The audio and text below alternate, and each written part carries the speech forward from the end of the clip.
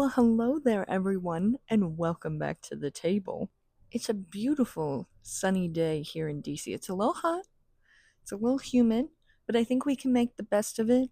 And we have some little odds and ends in the house that I think would be perfect to make up a little picnic that is nutritious, delicious, super easy to throw together, and feels like a little special moment on just a random day during the week. So let me show you what I'm making that's perfect and super fresh for any summer day.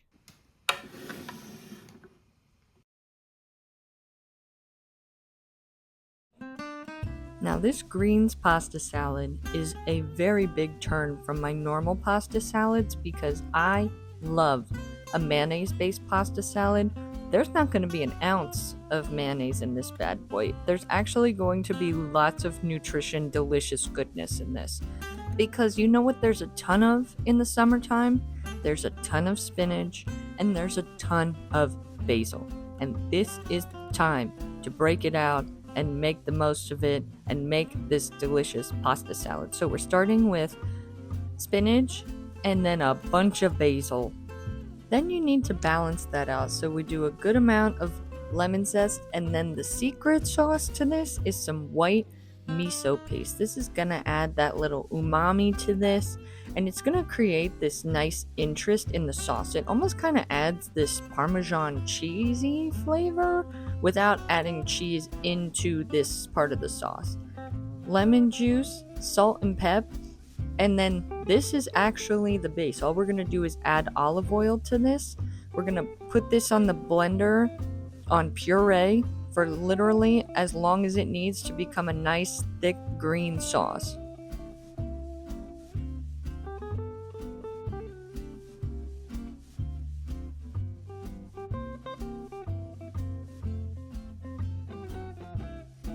Now all that's left to do is assemble.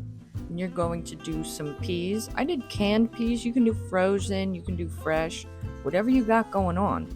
Some cooked pasta. Like, don't do this al dente. Do it the whole way.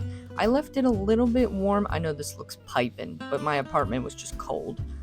But the extra heat and steam from the pasta will allow that sauce to really emulsify and become nice and thick and integrated into the pasta, which is exactly what we want. Some lightly blanched snap peas that you trim the edges off of. And then you're just going to add your sauce in. Make sure everything gets nice and incorporated. And you do want this to cool.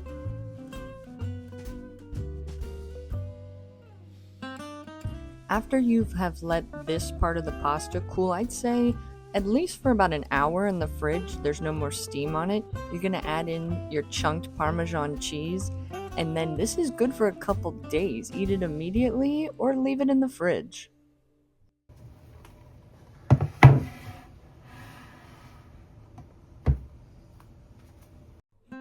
Now, last summer, I did a series on TikTok where I was obsessed with these deli lemonades. I made them pretty much every week, sometimes multiple times a week. And the premises is that you can take any fruit, any citrus, you pop it in a deli container, you muddle it up, and you can make the most delicious, fresh, amazing lemonade that you have ever had. And there's a very simple, classic recipe to customizing this, but then whatever combination you choose, it works every single time. And today I felt like all of my friends here on YouTube needed to learn this trick. Now, as per usual, these recipes are going to be linked on my Substack completely free. They're going to be in the description because this is kind of a non-exact science. It's more like a ratio, but you need some citrus. I usually do the juice of a whole citrus fruit, 3 tablespoons of sugar, ice, whatever type of fruit you want. It's usually like half a stone fruit, maybe like a half cup of berries, something kind of the equivalent of a half cup of fruit, ice, water to the top, shake her up. That's the trick here. And you do need to muddle the fruit. Sometimes, especially if I do this with limes, I'll slice the limes really small, and then instead of squeezing the limes, I muddle them into the container. Whatever's fastest. I lost my muddler and used the back end of a spatula for this. It's really just about ease. but you need to get everything kind of chunked up now because you think it's all going to come together when you stir it. It's not. You need to get it all juiced up here so that way you get the most flavor infusion.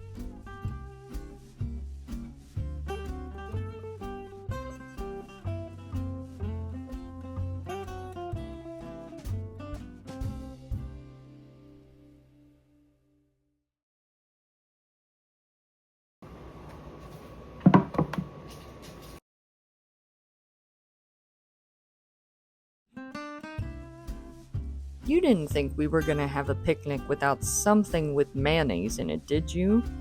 So, of course, I'm going to be generous and I'm going to share with you my favorite tuna salad recipe. Now, I grew up in a tuna salad household. Okay, I can't think of a day in my life where there was not tuna salad in our home. Now, my mom would make tuna salad. My dad would buy tuna salad. I've had lots of tuna salad. Honestly, when I was growing up, I'm going to share a real one with you right now. I used to eat the tuna salad from Subway, probably still would to this day. But let me show you how I like to make my tuna salad, and this is my favorite recipe for it. What's the key to any great recipe? Great ingredients, of course, but with tuna salad in particular, it is the tuna. I always get albacore tuna in water, no salt added. That will make the best tuna salad, in my opinion. It always comes out nice and chunky, it's delicious, it tastes really fresh. It's my favorite. Then you're gonna add in a little bit of very finely minced yellow onion. You can do sweet onion or yellow onion. I think red onion adds a little too much bite, so just pick from one of those. And of course, we're going to add in some dill. I think dill in tuna salad is just heavenly, and if you are new here, I am a dill girl. I love dill, and it especially hits in tuna salad. Then you're going to add a little bit of Grey Poupon. Dijon mustard, again, you just need a little bit of balance, a little bit of acid. If you want to add in a little bit of lemon zest or lemon juice, if you like some added freshness, you could do that as well. I'm not always feeling the citrus, and we have lemonade with this. That's why this pairs perfectly together. If you're new here, I have an obsession with Duke's mayo, but today we decided to do the Kewpie. They both work great. For seasoning, I just did salt, pepper, garlic powder. Keep it simple and just a pinch of everything. You don't need to go crazy. Just keep it enough to be balanced, not too salty, not too garlicky. We want to taste all of the elements of this dish. And I like mine somewhere in between chunky and smooth. I don't want like a giant honk of tuna, but I don't want this to just be flat and have all of the ingredients come together into a big giant mush. But do what you like. Keep the texture how you want. Just make sure everything is nice and incorporated. And now we get to add this onto the perfect bread. Now, I've never been to Japan, but I have had one of those fluffy egg salad sandwiches from the Asian supermarket.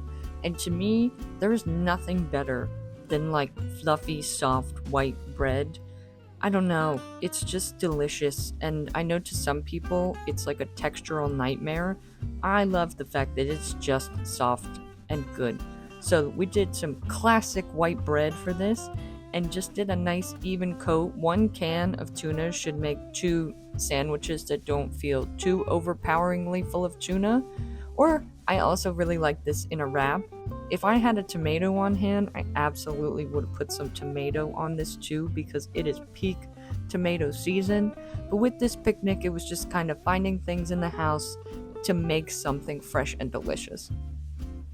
And of course, white American cheese because it is delicious, and the orange American cheese kind of adds a little bit too much color contrast for me.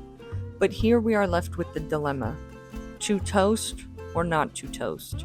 Now, personally, I will never toast. A tuna melt? Who is that girl? She is not for me. If she is for you, that is totally fine. I'm not judging, but in my house, we will never be having hot tuna sandwiches. Always cold.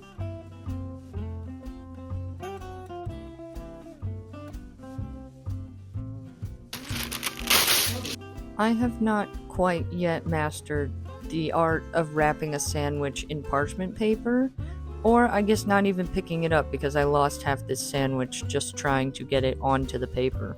We persevere, okay? That split right down the middle, and for some reason, Aaron tends to cut his sandwiches down the middle even though he claims he is a diagonal person. I've never seen him cut the sandwich on a diagonal. In my world, diagonal cuts are the only correct way to cut a sandwich. If you cut them down the middle, that's your prerogative. Just know I am judging you for it.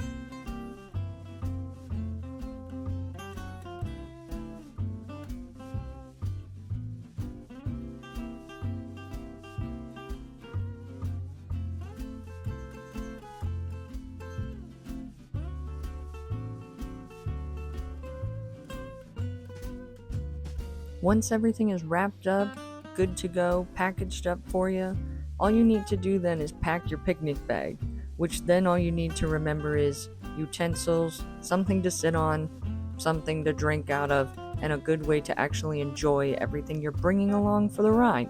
So if you bring something that needs a plate, just make sure you don't forget the plate.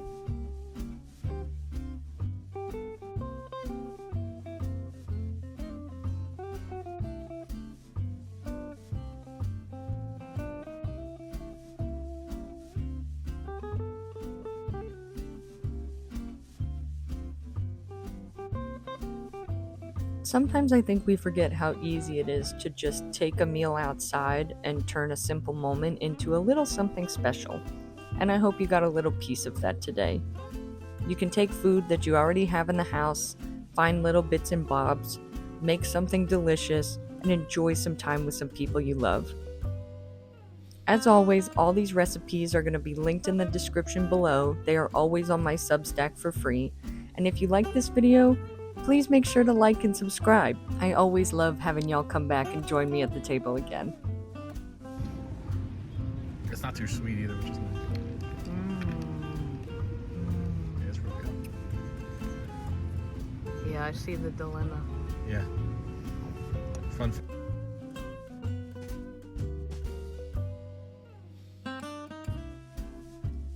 And thank you so much for joining Aaron and I at the picnic blanket this week. And hopefully we will see you here at the table again soon. Bye!